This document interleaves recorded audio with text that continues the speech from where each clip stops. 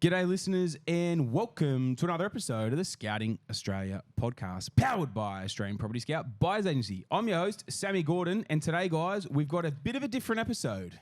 This episode today is breaking down a little bit about the APS culture and the APS team culture and the mission behind exactly what we do. Now, what I wanted to do, guys, was kind of bring in, and the big reason we wanted to unpack this is because a lot of people ask us about this all the time, about our mission statement and really what we're out there trying to do. And they ask us, how far are you along with it? You know, how many people have gotten to this stage? I really want to be one of those 500 people. And so unpacking that mission statement today, guys, and giving you guys a bit of a mission update is actually retiring 500 people by 2030. Now, in the studio, we have the fan favorite, Mr. Lukey Chewson himself. Mate, welcome back to the show. How are you, big fella? Yeah, good. Thanks for having me. Always a pleasure. Always a pleasure having you, mate. Now we have a much less asked for guest.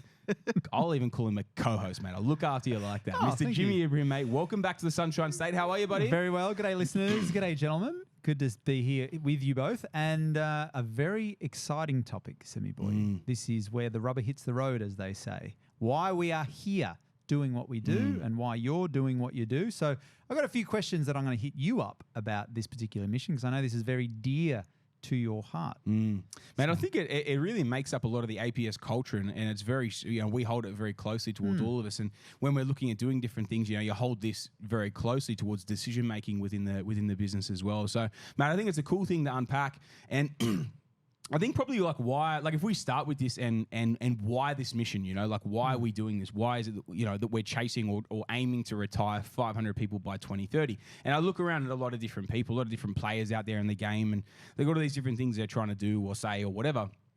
I don't see anyone with a very clear goal and vision of what they're trying to achieve for their clients. And this, as you can see, the title, that's not us, right? We're not talking about us within this title. This is clients. This is clients that we're trying to get to their passive income goals and really hit those goals and do that within a timely window. Because so often people think it's a 20, 30-year game plan. And maybe if it's an enormous goal, that's how long it takes. But so often, an average Australian income replacement or achieving what so many people talk about, 100, 150 grand, it doesn't need to take 20 to 30 years. And that's obviously what we help people, obviously educating them on this platform, being the Scouting Australia podcast. We've got the School of Property that, teaches a lot of people how to do it from a strategy perspective and building it all out as well. But then obviously from a buyer's agency perspective, which is really what we're talking about today, is really molding around that vision and helping people do that as well. So, man, I'm kind of excited to unpack it. We've kind of bandied around the idea of jumping on and talking about this thing since we came up with this and really committed to this as a team and an organization.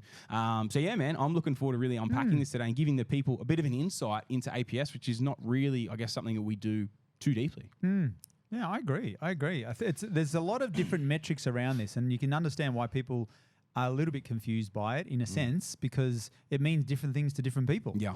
So before we get into the actual metrics around it, from you, Sammy Boy, how did you come up with the 500? Was there a specific number? I'm just curious as to in 2030.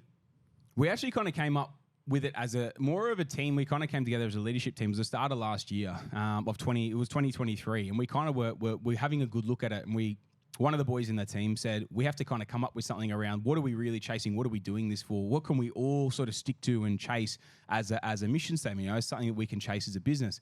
And I think for me, man, it was I didn't want to set a ridiculous number because then you have to work with a ridiculous amount of clients to try and get someone to that number. So 1,000, 10,000, something like that. It was too big. And in my opinion, it was just an unmanageable number to help that many people get there. But I also didn't want to go too small where it was, kind of handicapping the potential of what we could kind of help, us grow into as well, but also help a lot more people kind of get to that figure as well. So, man, when it kind of came to the 500 people, I thought it was a very achievable target for us to be able to hit. Was still stretching, and there's enough people that were obviously changing a huge amount of people's lives as well. So, man, I think that many people was just something that we thought was an achievable target whilst still stretching. And 2030, man, in my opinion, and with what I've been able to do out there in the game as well, it is a time frame that is achievable if you fully commit to this. And maybe if you come in and you start, and obviously we set this, I think it was 23, might have been 22, whatever. When we set this thing, 7-8 years to be able to hit the goal, hit the target income, right? And people coming in with nothing, it would be a big stretch to hit most people's goals coming in with absolutely nothing in that time frame. Does it mean it's impossible? No. Does that mean you would need to sacrifice a lot to get to that goal in that time frame? Yes. But for anyone sort of coming in and starting with a little bit, we've got a little bit more on the kitty to kind of maybe begin with, or decent borrowing power and all that, very confident that we can hit, and we will hit with a lot of the guys we've already started with, these passive income goals and retire people with what it is that they're chasing. So, yeah, man, I guess like in response is kind of like why that mission, how did we come up with it? It was something we thought was actually tangible and achievable, something we would also similarly have to work our asses off for our clients and with our clients to help them hit those goals. Everyone has a different goal of what retirement actually means. And from you, Lukey, because you've dealt with a lot of people in retirement or financial planning or retirement planning, what does it actually mean? When someone says that they want to retire, what jumps out at you? I'm just curious. Like from experience with it, really just being able to live comfortably and take care of their expenses and, be able to do what they want to do. Generally, the majority of the population are not necessarily wanting to go on lavish holidays. They just want to be able to enjoy life and not worry about money. The biggest thing is, and other financial planners used to talk about motivating factors, and a lot of it is not having to worry about money. I'd say that was probably one of the most common things I heard when I did that style of sort of advice. But it means something different to everyone, so somebody that might be 20, trying to retire at 50, they're like, their goals are huge, which is perfect, shoot for the moon, go hard, you've got heaps of time, make mistakes, make mistakes, lose money, like you're perfect example of that. You lost money, you're not worried about it, you go harder. But for people that 50, it's different, their goals are different, they just potentially want to maintain what they're currently doing. So everyone's goals are different, everyone's idea of retirement's different, but I don't know if you want to touch on metrics now. You would leave that for a bit. Well, just from my side, if I can add about what I think or feel, if someone says to me, you can retire. For me, when we all start out, you finish school or whatever it is, you go to work, right? So you're exchanging time for money. You get paid an hourly rate, you do your business, you're exchanging time for money. For me, what I think retirement means is where you no longer trade that time for money, where you can generate as much of your income from investments that you can choose to work if you want. You don't have to work. So it's basically just whatever your income is, if you could replace that from investments, then you are efficient. Like, you're not going to stop working, but you can retire. Is that? Yeah, for sure. Like the way that I look at it, and this is the way that we define the metric of it. And it was funny because we went through so many different examples of like how we can do it. We'll talk about that in a second, right? Like the different ways that we talked about doing it. But ultimately, in a nutshell, what it came down to, and this came from personal experience. It came from personal experience because I in my late 20s, I'd replaced $60-something thousand worth of passive income, right? And I was a $90-something thousand income earner. I didn't fully replace my income, but I replaced enough that I was able to travel for a year, living pretty frugally. I've always lived quite a frugal person, aside from the occasional Ferrari or expensive car and whatnot. It wasn't a Matchbox car. Expensive trip and whatnot these days. Like I still live pretty frugally. Like you boys always see me, I always be wearing $20, $25 bloody black t-shirt. And I don't live extremely lavish even now. And so for back then, I was obviously even more of a penny pincher. I didn't want to spend a lot of money. So for me to replace $60-something thousand, which also had a depreciable effect on the income on that portfolio as well, that wasn't that far off from making 90-something grand as an actual employee as well and not really having the write-off. So but what I realized was like replacing that amount, and that to me was enough. My goal was 60,000, right? And I thought when I hit 60,000, I'll live pretty frugally. I'll just travel. I'll rent out my house. I'll go travel for a bit and I'll be sweet. And I was able to do it at that time by myself. So I was just traveling by myself and I was able to kind of travel more on a budget, and it was sweet. Like for me, it was fine. But what I realized after traveling for about a year is like, it's cool. It was cool, right? And I did really enjoy it, and I traveled a lot. I traveled about 10 months out of an 18-month window by myself. And you meet a lot of people, you get a lot of experiences, and you have a great time. And then you've done it. And I'm still in my 20s, and I'm like, I've achieved a pretty significant thing in my 20s, and I'm not just going to like sit on this and not do anything else in this time frame. And that's when to me I realized I needed more. And I was like, okay, well, if I need more, what am I going to do? And I need to chase something at the same time as well. And that's when I decided, I was tossing up a lot of different things, and that's when I decided to go down this path and start Australian Property Scout. But it was funny because I realized that income was not enough to sustain the sort of lifestyle that I wanted, because even though I could live at that money, I've always wanted a Ferrari. I've always wanted a mansion on the water. I've always, as a kid, I wanted a yacht. These days, I know it's more cost effective to not buy the yacht. Just you rent it when you need it, when you want to use it, sort of thing. But it's one of these things that's just like, I wanted more. I always have from that perspective for that. So like, I was never going to settle on the 60 grand. But what it made me realize is that ultimately, when it comes down to like, what does retirement mean to you? It is being able to live the lifestyle that you want whilst not needing to work, right? That's income replacement to the level of your goals. And so for everybody, that's different. And that's why this metric can't be the same for everyone. So, you know, we were talking about, is it the pension? Is it just beating the pension? Because really, that's just beating the odds. If the pension, the government pension's 26 grand, I think, for an individual, and 40, 43 or whatever it is for a couple, if you're beating that by a couple of grand, are you beating the odds and are you actually doing a better job? In my opinion, that's just trying to cheat the system. The metrics, cheat the metrics and trying to achieve something small, you know. And then, okay, well, do you double it? And do you go, all right, well, maybe we go 50 grand individually, 80 grand per couple or something like that. But still, to me, it's not. You can't live a great life on that. I look at that. I look at those incomes. I look at the pension. It's the government doing the absolute bare minimum that it has to do to keep you alive before you die. That's all the pension is. That is literally it. So you need to change that. You need to flip that script. What else can I achieve in that time frame? And this is where we start looking at, okay, well, what sort of lifestyle do you want to live? How much does that cost? What do we need to reduce from a debt position on your primary residence to own that outright? So then we've just got income coming in from the portfolio to be able to provide you with this type of life that you want to live during that period. And so that's why you never want to cut the time frame short. You never want to cut the income short. You want to shoot for what you actually want to retire on. Because imagine if you stopped at 50 instead of 55, but at 50 you just got to 60 grand or 80 grand passive. But the lifestyle you really wanted to live was at 120. Because that gives you that gets you a 40 grand trip every year. But you just had to work the extra 5 years. And I know but we're talking 50 to 55. Yeah. Or it could be 60 to 65, whatever it is. Even imagine 40 to 45. You just go, mate, you work an extra 5 years, you might even be able to double it. And then for the next 40 years, you're living the exact lifestyle you want to live. You know, rents so often keeping in line with inflation, keeping up with growth, CPI, all the rest of this sort of thing, keeps your lifestyle in check with what things cost in today's dollars. Yeah. And so that's why when we started really drilling down on it, that's what it comes down to. It is providing the passive income that everyone is sort of chasing to live that lifestyle that they're chasing. And that's the thing, it's different for everyone. Yeah, because 2030 for some people, and when I was writing some of the notes and it was running in my head was, don't think when you're listening to this that you have to be like you're not successful if you're not part of retiring by 2030. Because if that is not in your time frame, put the blinkers on. Like, don't follow someone else's dream. Or I mean, you know, obviously this is a metric and we'd love to achieve it, and we're gonna. I don't see any reason why we wouldn't achieve it. But if you're 20 or 30 or even 40 or something, and your lifestyle, you're not going to do it in the next 7 years. Don't make stupid decisions. Yeah, especially if you've got like large goals, like larger than average goals, which is completely fine, which is mad. Like, we want to embrace that as well. But that side of things may not fit into in 2030, especially if you're starting now. You got 6 years to kind of get there, especially if you're starting from a standing point.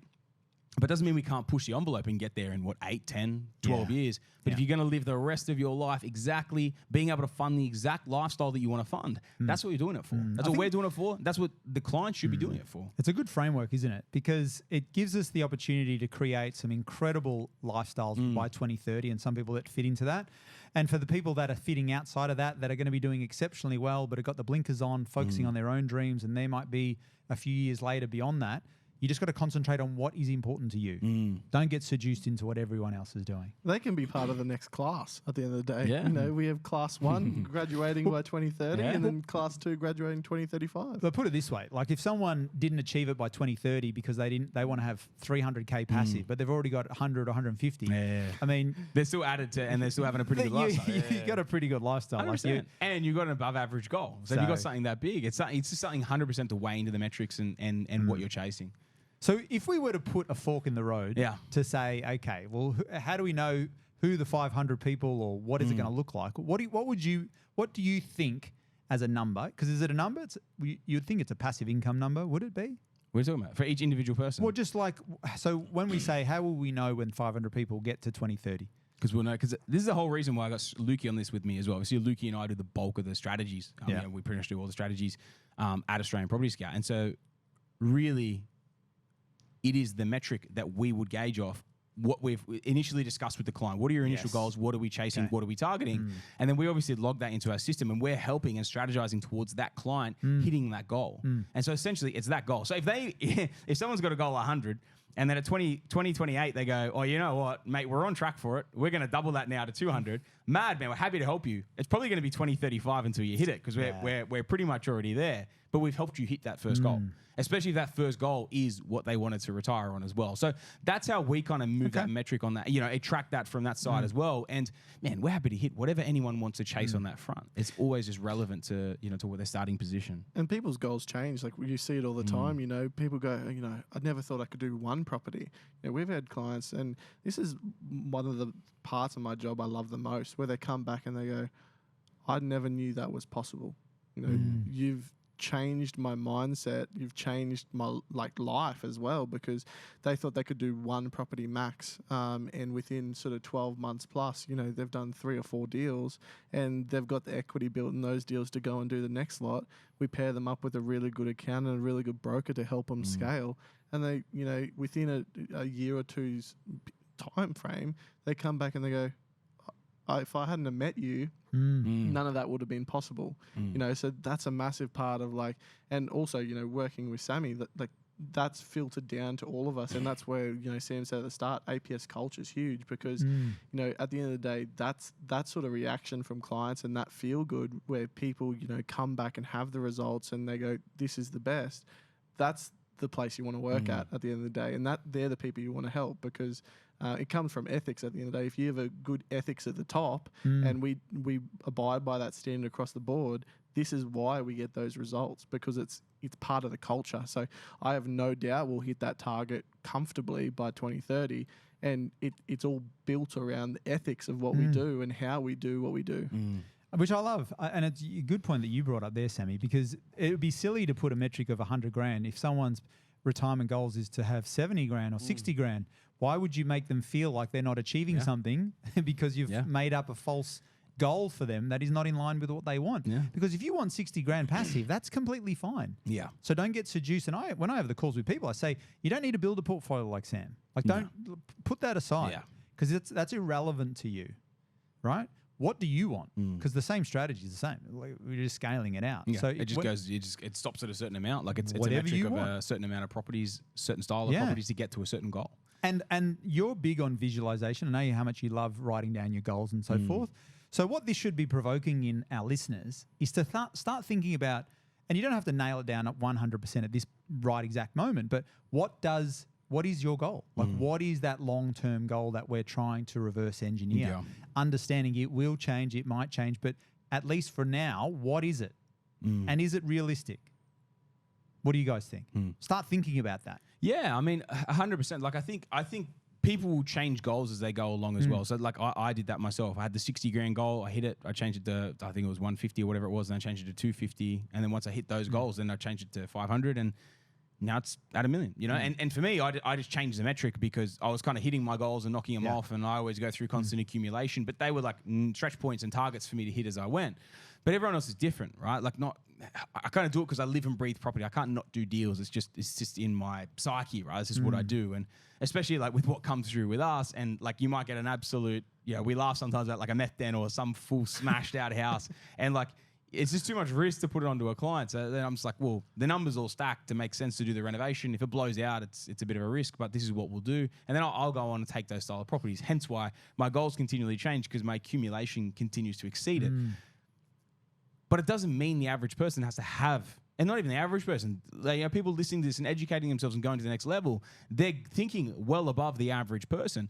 But the average investor might think, 100 grand passive, right? Or they might think, I would love 250K or whatever, but it might be unachievable in that first hit. So we might need to do it in phases or stages and build the portfolio a little bit differently. It's all good to have that end goal. We just got to build it out differently from that side as well. So chops and changes everyone. Everyone's situation is different. Everyone's starting point is different. Everyone's income's different. All these different things. Everyone's goals are different. And we need to build it in a very different way.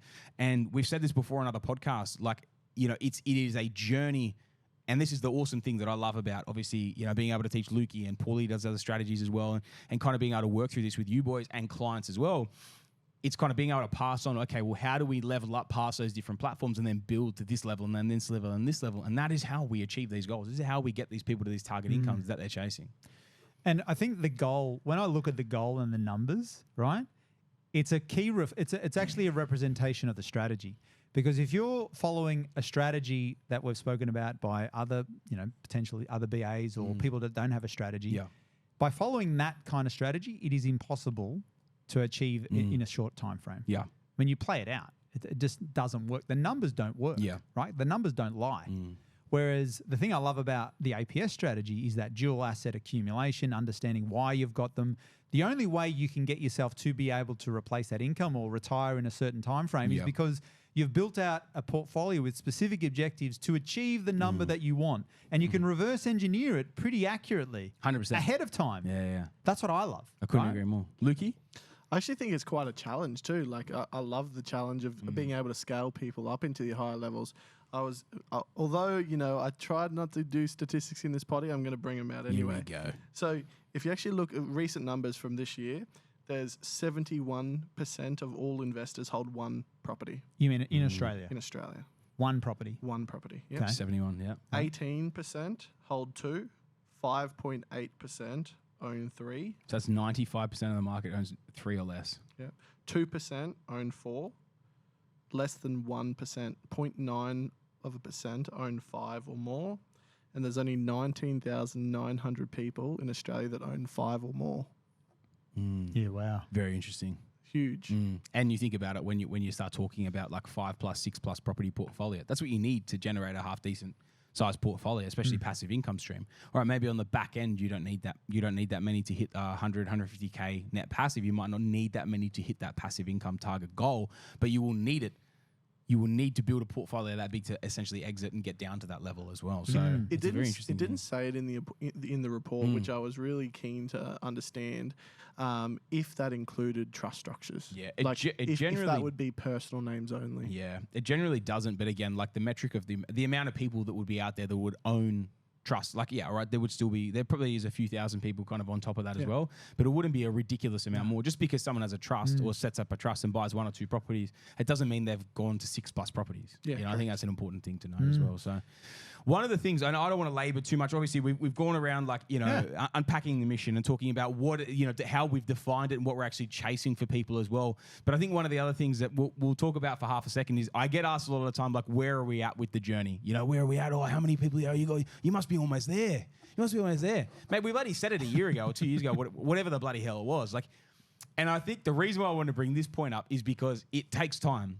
And we've already got a handful of people that we have achieved this for, and there were people we went extremely hard. Like if Jimmy's goal was 100,000 net passive, we probably would have hit your goal in about an 18 to 24 month window because of the properties we acquired initially and then the growth we had as well. You acquired so rapidly. If that was your goal, you had accumulated the cash flow deals, you sell off your bread and butters and wipe out the debt, you probably would have hit it. And you could have hit it in a 2-year window. And we have clients that have done that. But I think what's important to know is property is a long-term game. It is a compounding game. You have to realize it is a long-term game. But when we talk long-term in property, there's some people out there, they talk 20, 30 years, right? We realistically can talk 5, 7, 10-year window. 5 years, you can achieve a lot in property, a lot. You can achieve a lot in a 12 to 24-month window. Can the average person retire themselves in 12 to 24 months? No. Can you get a long way there 5 years in? Yes. Can you hit it 7 to 10? Yes. But it takes time and it takes continual accumulation, especially in those early pieces, to get yourself there as well. So one of the reason I wanted to bring that up as well is it's because it's not as if we're going to tick off, yes, sweet, we've got, let's say 70, 80 clients a year, we're ticking off every year until we hit this thing, 500 probably. It's not going to work like that. Essentially, the way it will compound with the amount of people that have especially loaded up in these first few years, growth, cash flow, it all compounding, going through the cycles, going through the strategies, exiting as we advise and whatnot as well, and kind of moving through those pieces to then start ticking them off in a serious numbered fashion in probably the last 2, 3, potentially 4 years as well. So it is a good question, but I think understanding, especially that property is a longer term game, it takes time for this thing to get in, take effect, accumulate, compound from that effect as well.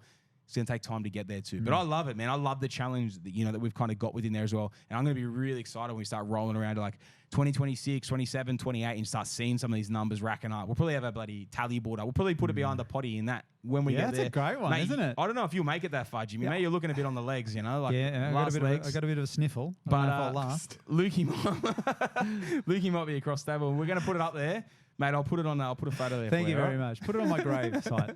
But can we touch on on retirement in general? Because I'm always considering it. Well, no, I'm just always fascinated by the view of retirement when I was in 20 or 30 compared to now has just completely changed. And knowing people who have retired, it's changed it even further.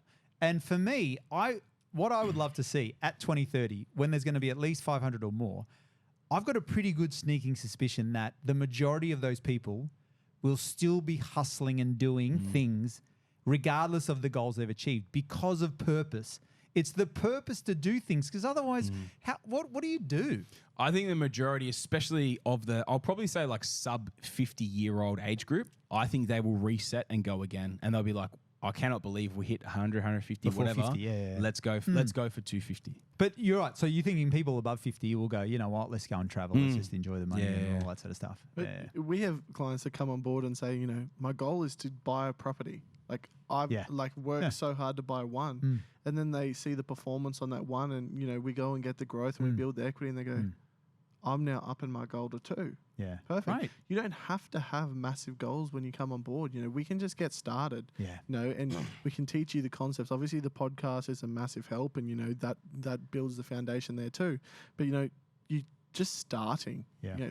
If you start, you're ahead of 90% of the population in terms of... Well, look at the stats. A lot of people don't start ever. So, it doesn't have to be a massive goal. That's what I'm trying to say. Yeah. A lot of people come on board and, the goal is 60 or 100 grand and that's perfect. There's nothing wrong with that and they can do that. But, if you're coming on board with the goal of having one and you never thought you'd have any, that's a perfect goal to have. That's a great point, Lukey. And further to what you're saying, the goals, right? If you're going to go forward here, folks, and 2030, you're only going to be happy when you get 2030 and you're only going to think that you've achieved something if you're waiting till then you're going to waste the next 7 years.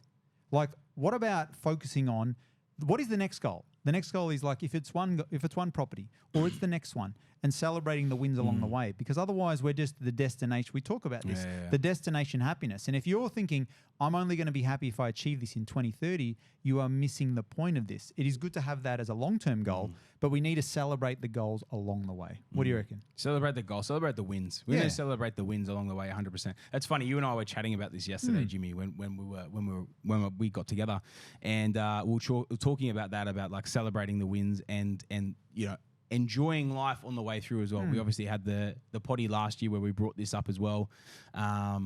Making sure that you're actually enjoying the journey along the way as well, not just becoming super, super fixated on this thing and not enjoying, if it takes you 7 or 10 years to get there, you want to make sure you still enjoy that time frame and you celebrate your wins and everything as you go through as well. The amount of clients I have, because a lot of time I might give a client a quick call on settlement or send them a text or whatever, and you send them the the cheers glasses and stuff, and then they'll send you back. They got a couple of beers there, or they got the wine glasses, got the bottle of Moe out on the night of settlement as well. Shivers Regal for Lukey. Oh, he's waiting for his bottle. He hasn't got it yet, so he just shows an empty glass.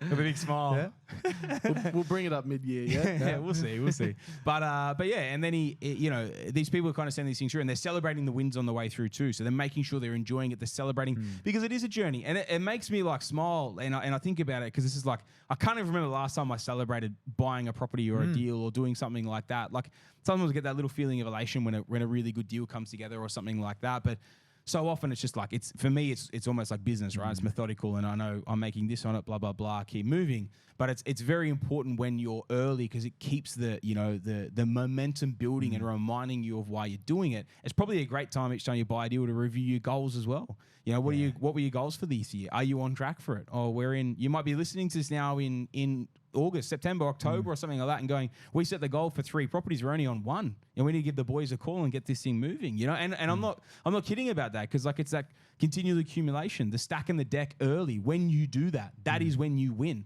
Yeah. When you get sidetracked and you go, oh, I did one, I was supposed to do 6 deals, you know, 3 deals a year, or 4 deals, 2 deals each year. That's 1 every 6 months. We're not talking about doing 4 deals in 1 month sort of thing. It's 1 deal every 6 months. That's not that crazy. But you get to the end of it, and you only did 1 deal because this thing popped up, that thing popped up. Guarantee you, everyone has things popped up. Everyone that bought a property every 6 months had things popped up, but they stuck to the goal. They stuck to the vision and the goals that they set for themselves at the start of the year. And then I guarantee you, in 2 years' time, at the end of that 2 years, where old mate's only bought 1 and the other bloke who set the goal for 4 has bought the 2. Who set the goal for the 4 and bought the 4. It's going to be a very, very different position that guy's going to be in, and the confidence and the compounding effect and the momentum that guy's going to have carrying it into the next 2 years is going to be a game changer, and the other guy's going to get left behind.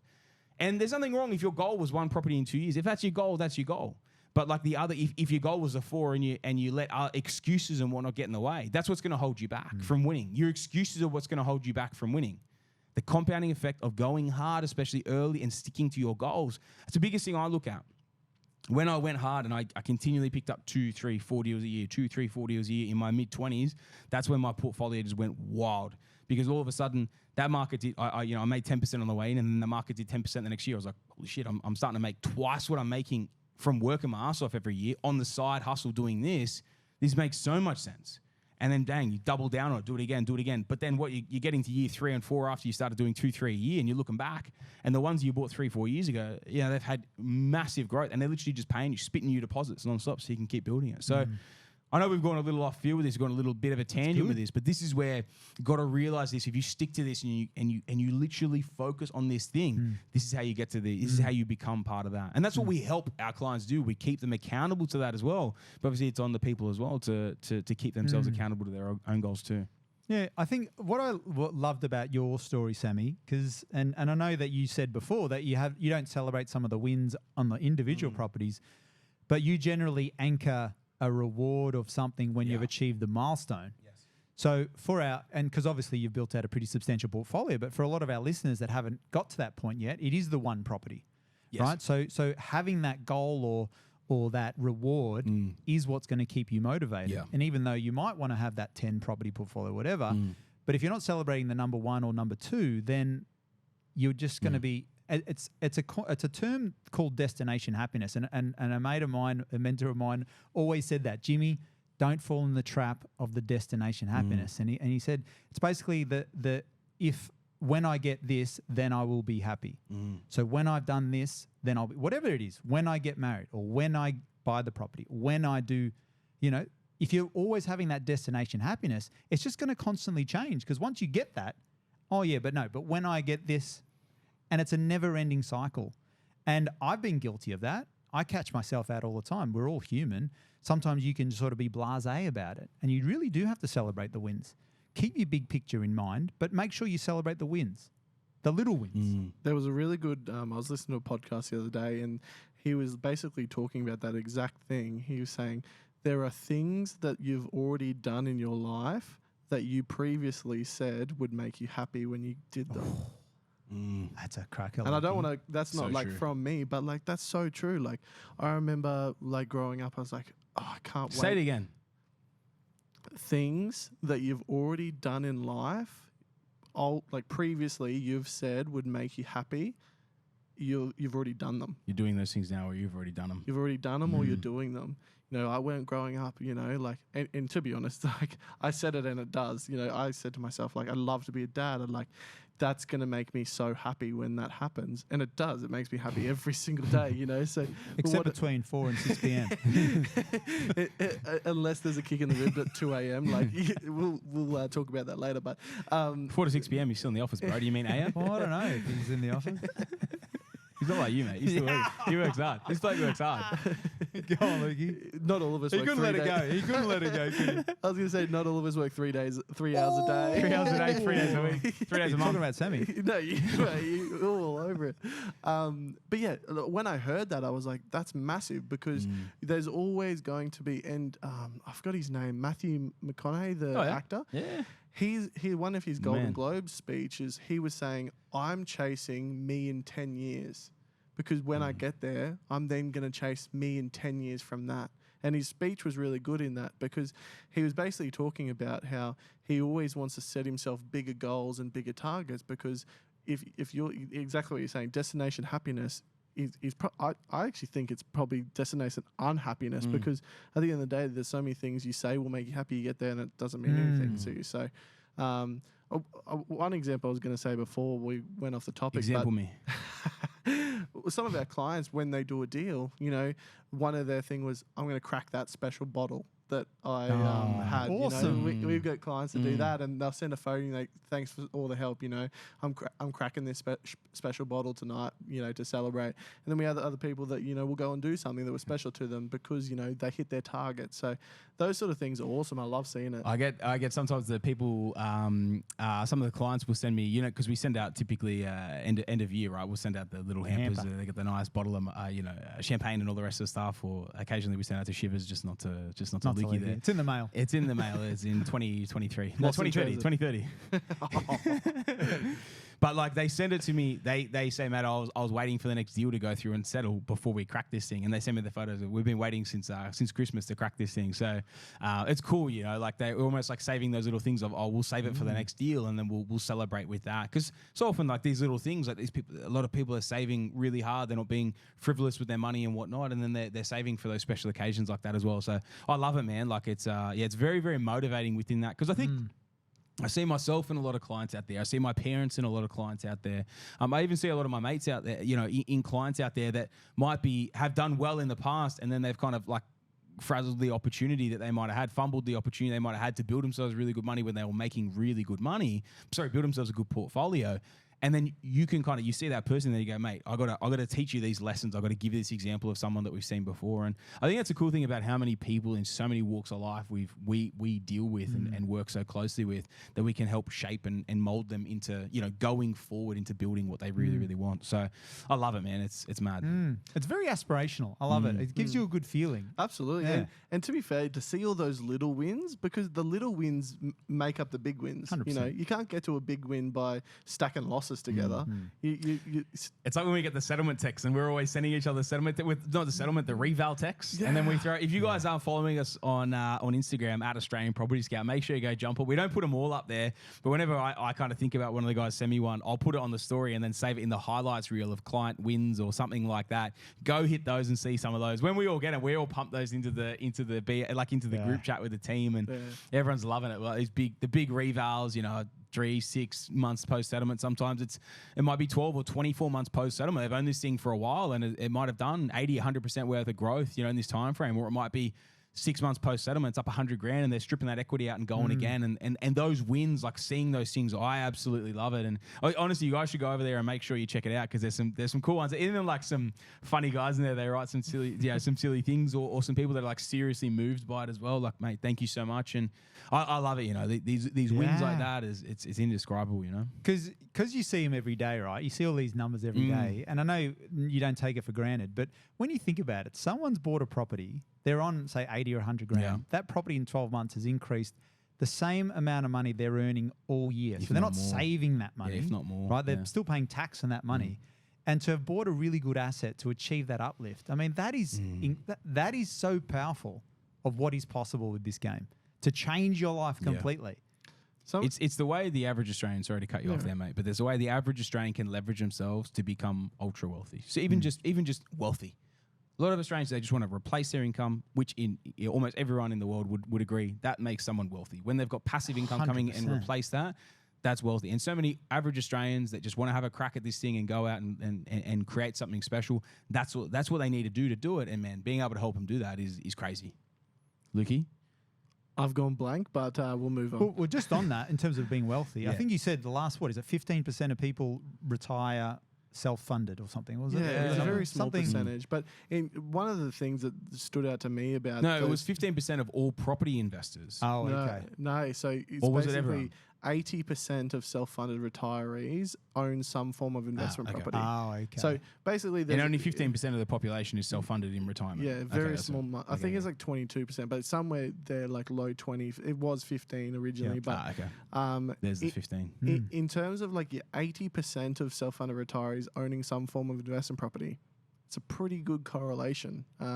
What I was going to say there before was our client said to me the other day while we were on the previous point, you and Sam must be so desensitized to all these client wins and people making money. And I said to them, I said, you probably make a good point, but it's because it's so frequent.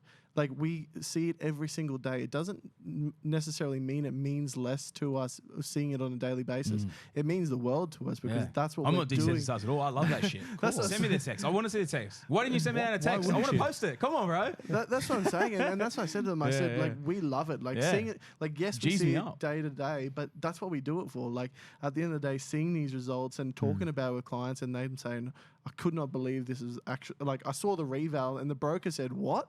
And I said, what? And we were going, looking at each other stunned. And that's what we do it for. Like, that's, I don't think there's ever anything that'll desensitize you. I was going to say, is it more for the person who's done it, they're quite surprised because we've talked about it, but they haven't seen it. So they're like, oh my God, this is happening. But for you guys, it's not that you're desensitized, you're just expecting it. Yeah, you know what I think. You know what I think. But there's an expectation that you do the right thing, you get the results, right? So so it's like, this is what I told you we're going to do. Can I tell you what I honestly see on the inside of APS as well? Like we're all winners. We're all super competitive. And we were joking before because you guys were joking before about like the way that I pretty much live my life. But like I play to win, right? Everything I play to win. Everything. Monopoly, Uno. The race to the pisser. You know what I mean? I wasn't joking. Yeah, literally anything. You know what I mean? It's the better joke on the potty. I always win that one. But getting the last word.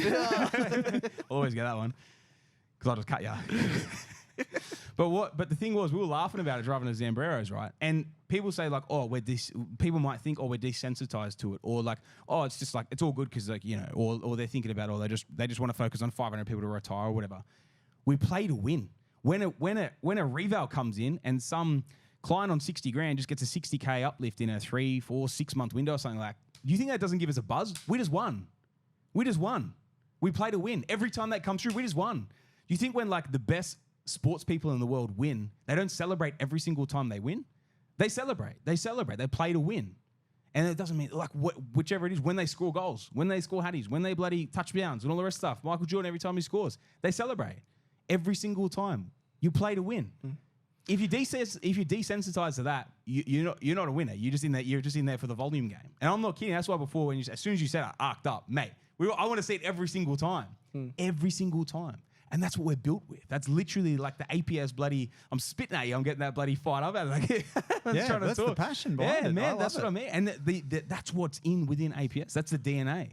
And that's why the culture is so important to us with how we build this thing, because we play to win. We don't set this goal to set this, I just got this thing up on the wall. Yeah, we're going to chase this thing. Maybe one day we'll get this on so much. It's not a marketing bullshit tagline. If we don't hit this, man, there'll be a lot of us in the business, all of us in the business will be disappointed by that if we don't hit it. And this is the thing, man. We are chasing this thing properly. And when we're chasing this thing properly, it's for the clients.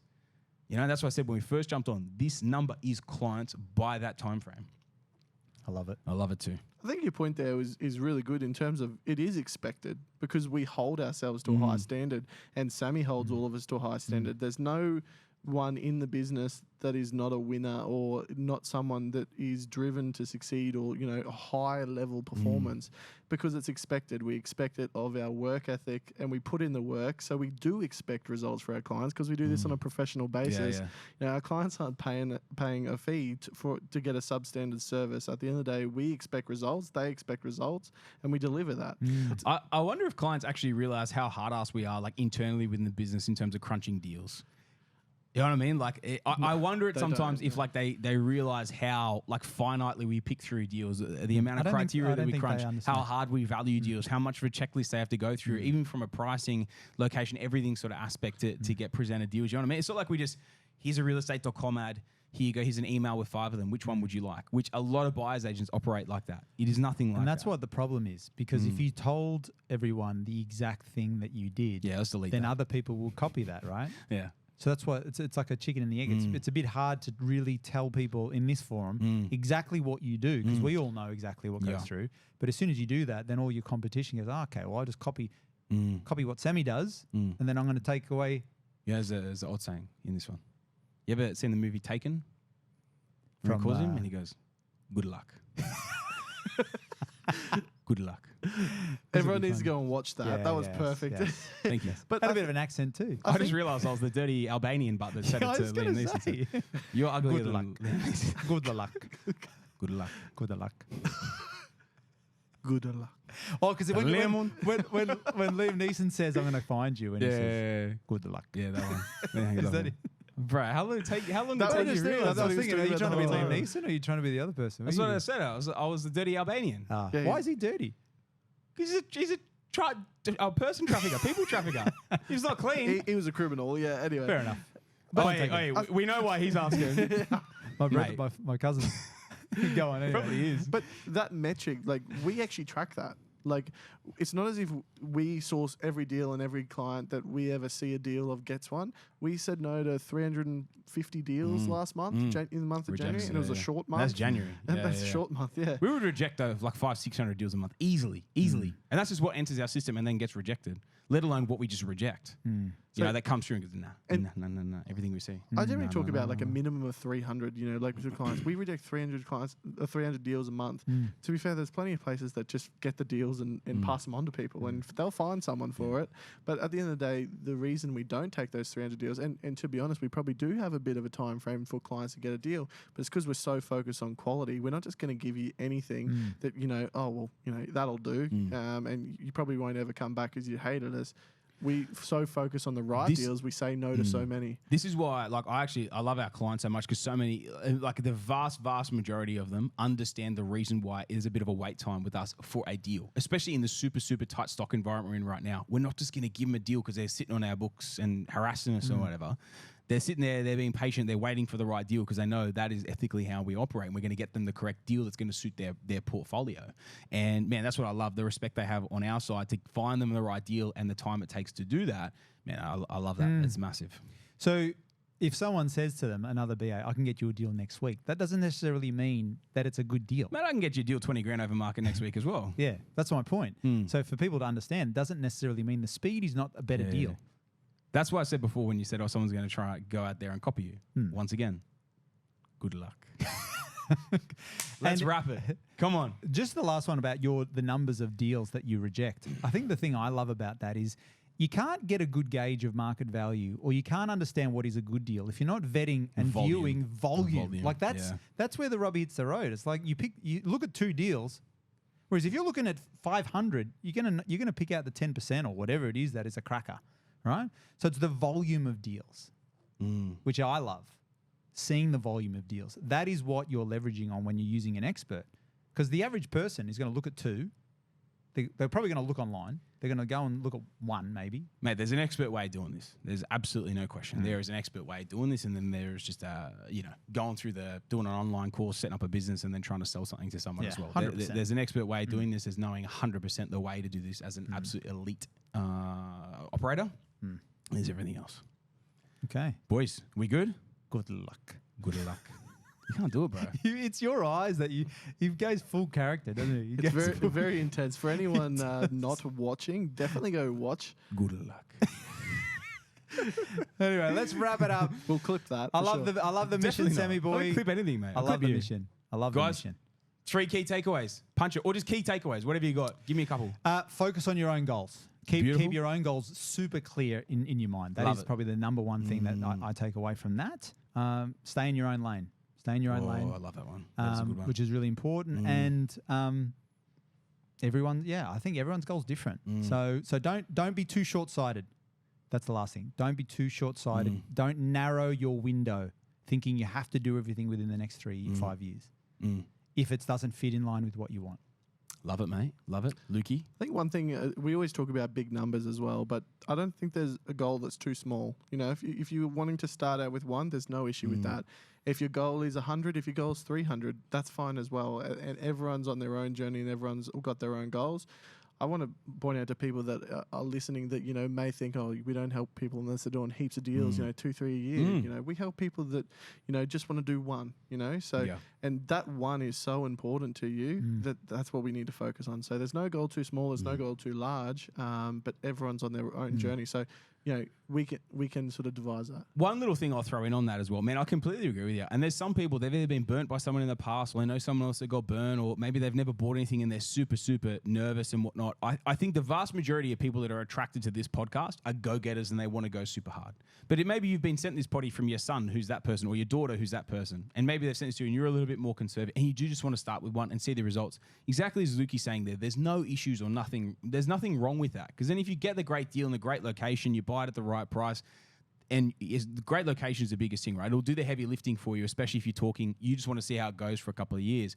There's nothing wrong with that. But then if you're on the flip side and you're wanting to go and you're wanting to build something significant, especially in a shorter time frame, this is where you have to be legitimately serious about what you're trying to achieve, and you have to commit to what it takes to get there. So if that is your goal, that's completely fine. But if you want to achieve something massive in the next 7 to 10 years, but you just want to buy one deal and sit on it for 3 years, realize you're not going to hit your goal.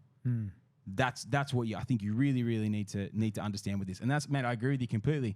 There's no goal too small. It's all good, whatever you want to start with, but also be extremely serious with this stuff. And if you want to achieve something big, it's going to take, you want massive results, you need to take massive action. It's as simple as that. And the clients that are buying 2 or 3 deals or something like that, that's generally them seeing the first deal working out and going, get me another one. So it's the first one, it's the biggest hurdle, is you just setting a small goal to get started. Let the results, I say to client, let the results dictate your actions beyond that. Let the numbers do the talking. Love it. Love it. My key takeaways, boys, Jimmy's favorite saying. I just realized when the rubber hits the road. You could probably say it better than me. You said 14 times this episode. So. Well, I said it once. You definitely said it more than once. Good luck. Good luck. I said it once. When the rubber hits the road, Jimmy. When the rubber. I just wanted to say. Okay. That's one of my key takeaways. Was something that you love saying. Yes. My second one, which is another of Jimmy's favorite saying. Destination happiness. I've definitely heard that at least 4 or 5 times today. I think I copped one of them at least. But I stole it off Jimmy 100%. But I like it. That one's a good one. Are you going to come up with something of yourself? Oh, of course. I'm just throwing a few things out. I just felt like I heard it so many times from you. But I like it because it's not just fixating on the end goal. It's enjoying the journeys you go through, celebrating the wins, celebrating the successes. It doesn't mean when you buy your first deal, you need to also then go out and buy an AMG or a bloody McLaren or, I'm just talking going out and buying a new car or something like that to that extent. But stop, think about it, celebrate the win. Something I used to do a lot more when I was younger, and it does really let it sink in properly and realize what you're working towards. So I love that, man. It is a really good thing. And even though you might be resetting goals and moving through as you're going through with it, just make sure you're enjoying the journey along the way as well. So I like that. Man, one of my other ones was focusing on the goal and sticking to the game plans. It's very similar to one of your key takeaways as well. But kind of focusing on the goal, sticking to the game plan is going to get you there. So it's the same as what I was just saying on Lukey's points there. If your goal requires you to buy 2 deals a year, you're buying one every 6 months, don't be the guy that buys the one and then sits there for the 2 years. Be the ballsy investor that you and I both know you can be, to then go out there and acquire that property every 6 months and let it compound, accumulate, let your level as an investor increase, and you are 100% going to see the rewards, providing you're either using the right team to help you get there, or you're doing the diligent enough research to be putting yourself in the right market. Final one, guys, is I think talking about this, especially when we're really drilling it down and the whole way through, this has just really reminded me of why we're doing this. Like a key takeaway for me really doing this is getting passionate about it, celebrating the wins, even though they're client wins, and seeing that's a win for us, and we always play to win. And I just love it. I love talking about this stuff, getting fired up about it, thinking about the different people that we're out there helping as well. This is a massive, takeaway again for me, why we're doing this and why we're so committed to it as well. So I'm glad we did the app. But we were about 10 minutes in. I was thinking, shit, we're almost done here. I think we're pretty well done. And here we are almost an hour in now. So I appreciate you boys jumping on. Big Lukey from the strategy side, man. I know you see a lot of what I see as well. And you're dealing with a lot of the same people as well, man. So I'm really appreciative of you jumping on here and sharing a bit of wisdom for what you're seeing out there. And obviously, Jimmy, man, with your life experience, mate, that 3,001 years worth of juicy life experience, mate. Thank you for jumping on and sharing that with us and sharing a bit of wisdom. Good luck. Have you got anything final to say, I think you hit it on the head. Keep your head down, folks. Stay focused, and believe anything is possible. Yes. Don't count yourself off. Anything is possible. It's just the first little step. It's the next little Rubber step. on the road. Lukey? Nah, all good from me. All good? Covered it off. Beautiful, beautiful. All right, guys, thank you once again for tuning in. I hope you took some great value out of the episode. If you did, make sure you send it on to someone else. Maybe you got someone sitting there on the fence going, why is APS better than everyone else? Because everyone knows that we are. Why are they? Send them this episode. Send them that final nail in the coffin conviction. If you've loved it, make sure you send it on. Leave us a 5-star testimonial on your favorite listening platform and a review if the option's there as well. I don't even know if it is. If you're not following us on the socials yet, guys, make sure you jump over there at Australian Property Scout and make sure you follow us. Like I said, we're putting stories up all the time of wins, recent deals, client successes. You've got reels from the potty, all the different things, all the updates on everything we're doing as a team, as Australian Property Scout, and for School of Property over there as well, and all the new lessons and whatnot coming out. If you want some more education piece on that side, talking about it right now, make sure you also jump on over to www.schoolofproperty.com.au. Otherwise, guys, thank you very much for tuning in. And once again, this is the Scouting Australia Good Luck podcast.